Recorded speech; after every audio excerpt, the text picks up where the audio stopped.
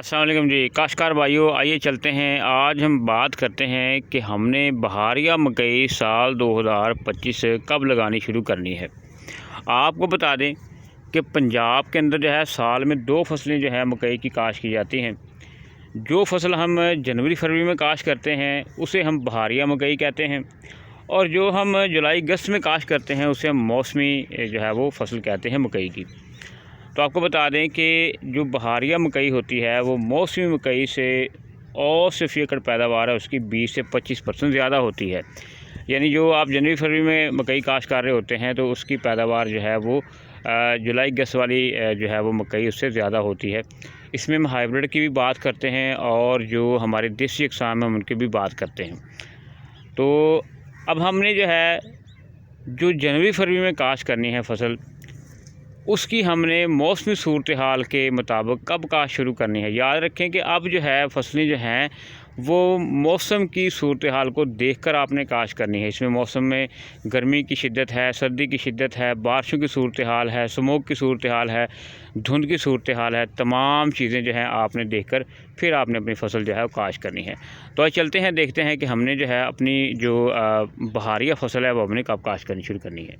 काश्तकार भाइयों याद रखें कि असूली तौर पर जो है मकई की बुआई उस वक़्त शुरू करें बहारिया, यानी जनवरी में उस वक़्त शुरू करें जब ज़मीन की 2 इंच गहराई में दिन का जो लगातार टेम्परेचर है वो 10 सेंटीग्रेड तक रहे। तो इस लिहाज से आप जो टेम्परेचर की अगर बात करें तो ये 10 जनवरी के बाद जाकर जो है वो इस स्टेज के ऊपर आता है कि आप मकई काश्त शुरू करें। तो लिहाजा आप जो है 15 जनवरी से लेकर 28 फरवरी तक जो है बहारिया मकई की बेहतर पैदावार लेने के लिए जो है इसे काश्त कर सकते हैं। फ़ी एकड़ सीड आपने 10 किलो इस्तेमाल करना है। अगर आप हाइब्रिड काश्त कर रहे हैं, पैदावार के लिए काश्त कर रहे हैं, यानी 10 किलो सीड जो है 8 से 10 किलो रिकमेंडेड होता है जो आपने काश्त करना होता है। अब ये भी ज़हन में रख लें कि अगर आप 15 जनवरी से पहले काश्त कर रहे हैं, जैसे जनवरी को शुरू कर देते हैं या दिसंबर के अब आखिरी हफ्ते जा रहा है तो काश्त शुरू कर देते हैं, तो नमी और टेम्परेचर ज़्यादा कम होता है, नमी ज़्यादा होती है, जिसकी वजह से बीज ज़्यादा पड़ा रहने से ज़मीन में गलने का ख़दशा होता है। तो लिहाजा आप कोशिश ये करें कि बरवक़्त जो है उसे काश्त करें, बल्कि जो टाइम बताया गया उसी में से काश्त करें।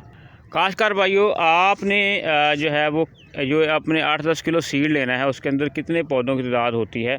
याद रखें कि बहारिया मकई में जो है आपस इलाकों में जो पौधों की तादाद फ़ी एकड़ होती है, सेहतमंद पौधों की बात करें, कमज़ोर पौधों की नहीं, वो 35,000 तक फ़ी एकड़ होती है।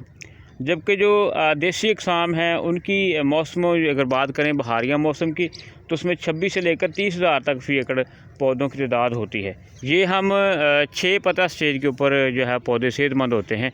जब आप शजराई कर लेते हैं, थिनिंग कर लेते हैं, उसकी रॉगिंग कर लेते हैं, उसके बाद की बात कर रहे हैं। तो वीडियो को जो है आपको शेयर भी करें, दूसरों को भी समझ आए। तो नेक्स्ट वीडियो में बताएँगे कि हमने कौन कौन से अक़साम का काश्त करनी है और खादों का प्लान हमने क्या रखना है।